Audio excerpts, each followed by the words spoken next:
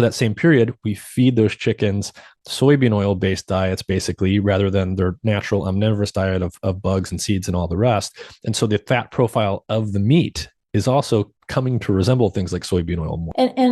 Let's see, I want to, what was I going to say? It escaped my mind. I'll come back to it. Okay. Sorry. So these are like the trends. This is how consumption has changed. Yeah. We've already seen, you've mentioned the first indication, Oh, sorry. which is that. Sorry, now I remember. Sorry. I've got a lot of things in my head I want to make sure I get out. I want to make a point. Soybean protein is very, very good. I love edamame. I love tofu. I love soy milk. I love tofuti. I love all that sort of stuff. So one of the reasons animals are fed soybean meal is because it's a good source of protein. Soybeans are very easy to grow and all that sort of stuff. So I also want to emphasize, it should be clear from this conversation, but just in case, soybean oil is not toxic. It's a completely natural compound.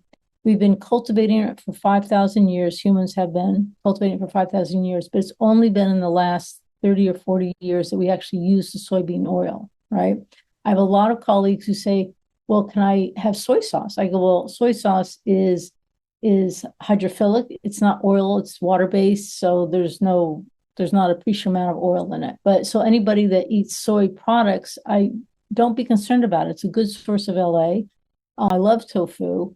But it's the process. What's happened is that soybean oil is everywhere in our diet nowadays. I make the analogy with salt. So we all know that salt is essential.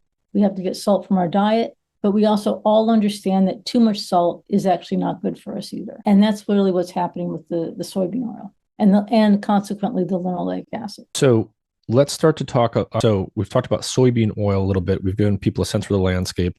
We've hinted at some of the experiments you've done. You've already hinted at some of the results in the literature. You can feed mice soybean oil, or you can feed them fish that were fed soybean oil meal, and they'll get obese, they'll get fatty liver, and so forth. We're going to dive into some of your work that's related to those types of results.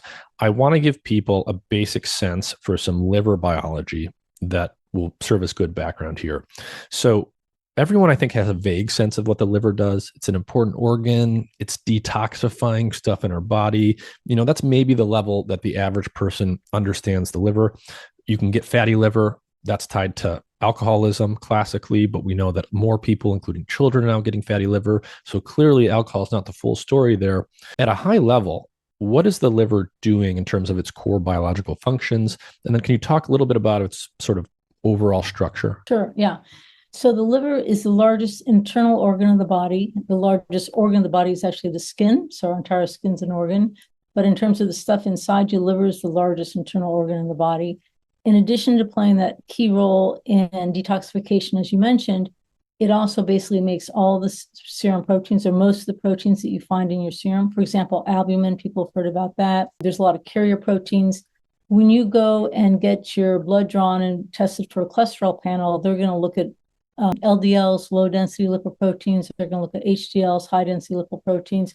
All of those are particles of lipids plus proteins. The proteins themselves are expressed in the liver.